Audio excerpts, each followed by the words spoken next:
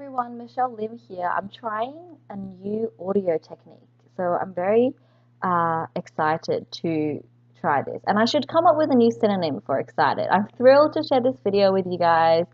Thank you for watching. Shout out to my new subscribers, Freddie, Fred, and Jesse. If you're new to this channel, I go through comedy tips and tricks from a real life comedian, guys, real time. So this week I want to talk about how to network with other comedians because I think it's very important. As in other aspects of your life, it's not always what you know, but who you know. And in comedy, it's no different. If you think about some of the most famous comedians now, well, two of my favorite comedians at the moment, Randall Park and Ali Wong, really like them.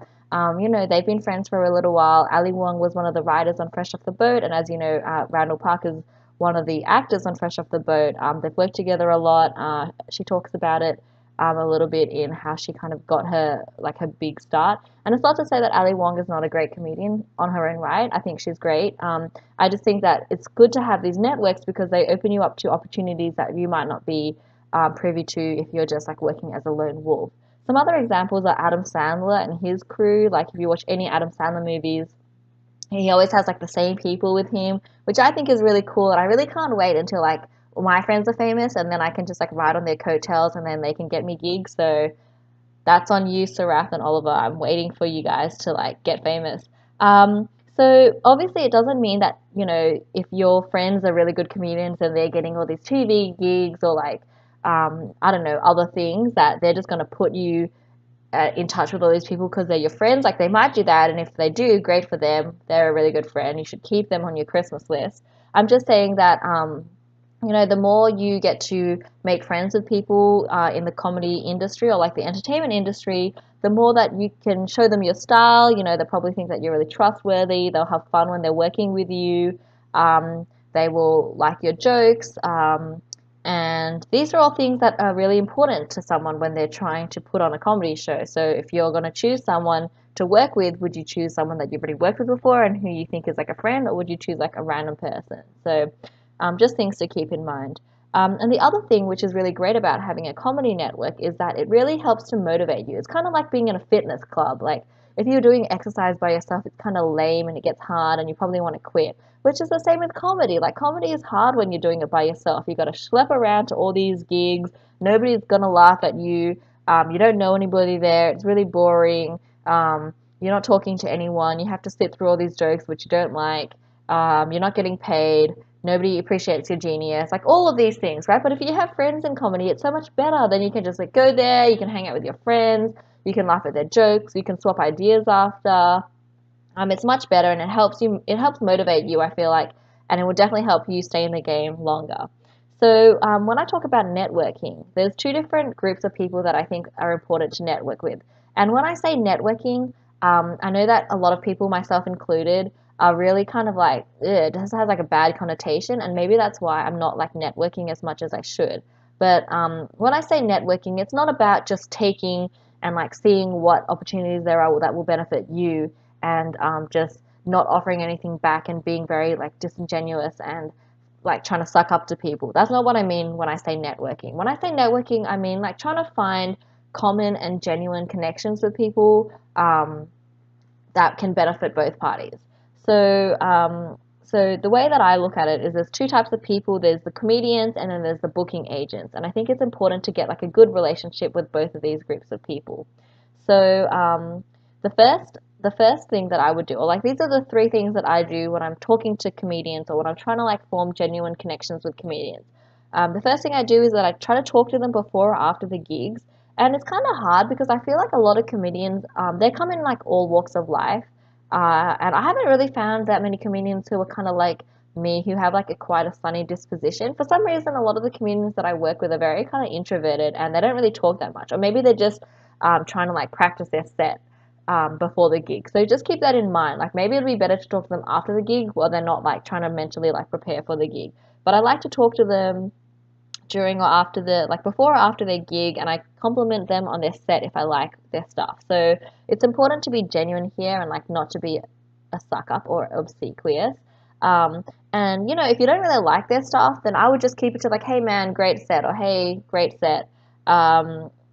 But if I really like their stuff, I'd be like, hey, I really liked your set. I like this joke in particular. I thought it was really clever. Like, are you performing anywhere else? I'd love to see you. Which brings me to the second point, which is to go to these gigs and support them. So it's not all about like trying to get people to come to your gigs, but if you've got like, if they've got other gigs and they're in your neighborhood and it's like easy to get to, then maybe you should go and check them out because there's I think it takes a lot. Like, obviously actions speak louder than words. It's one thing to be like, hey, I really like your stuff. But it's another thing to actually make the effort to go and check out their other stuff. And I think that that would go a long way in making you seem like a genuine person. And saying that, I think that you should be careful and not try to be like a fan. Like, you don't want them to think, oh, Michelle's just a fan of comedy, but she doesn't actually do comedy. You want to be seen as like an equal player on the field. So keep that in mind when you're going to these things, and don't like turn into a fangirl because then they're not going to think of you when they've got opportunities. They'll just be like, oh, Michelle's a fan, instead of, oh, Michelle's a great comedian, and then she'd be really good to open for me at this thing.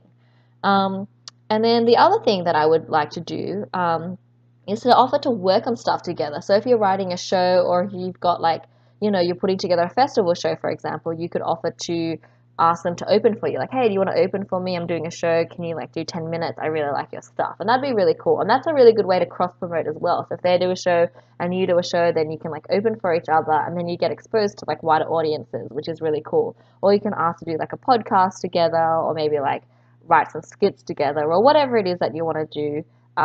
Offering to work on things together is a great way to expand your network as well. Okay, so the second group of people that I want to talk about is booking agents. So they're the people that book the gigs, and they're sometimes comedians and sometimes not comedians. So with booking agents, I always try to be very responsive. So they ask me a question, like, people usually message me on Facebook, then I try to reply within like an hour or two, because I know it's annoying for them. Like, they're trying to put a show together. Don't come back to them like 24 hours later. They probably already put the show together, right?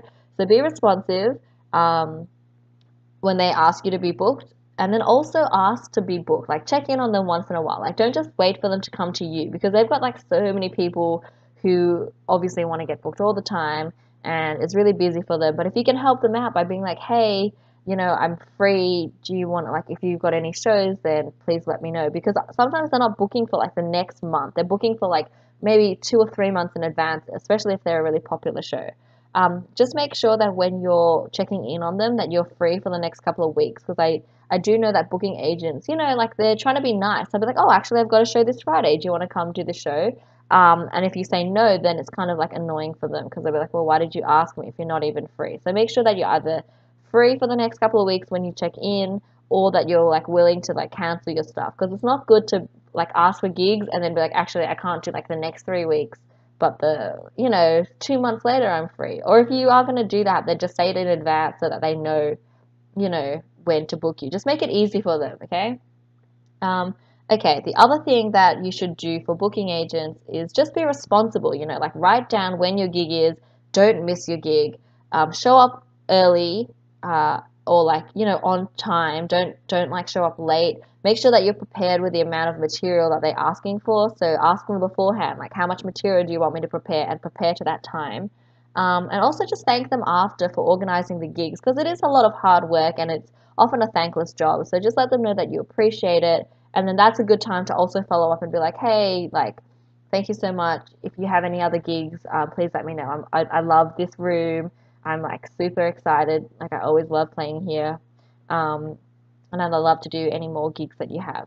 So these are my tips for how to network with comedians and booking agents. Let me know what you think and what you found has worked well or hasn't worked well. And also let me know like what you think is something valuable that you can offer to the comedy community. So you don't want to just be like a selfish taker. You want to be like a giver backer. To just give back to the community, help it grow, and hopefully that'll also like get you some good karma as well. All right, thank you so much for watching. Until next week, I am Michelle Lim.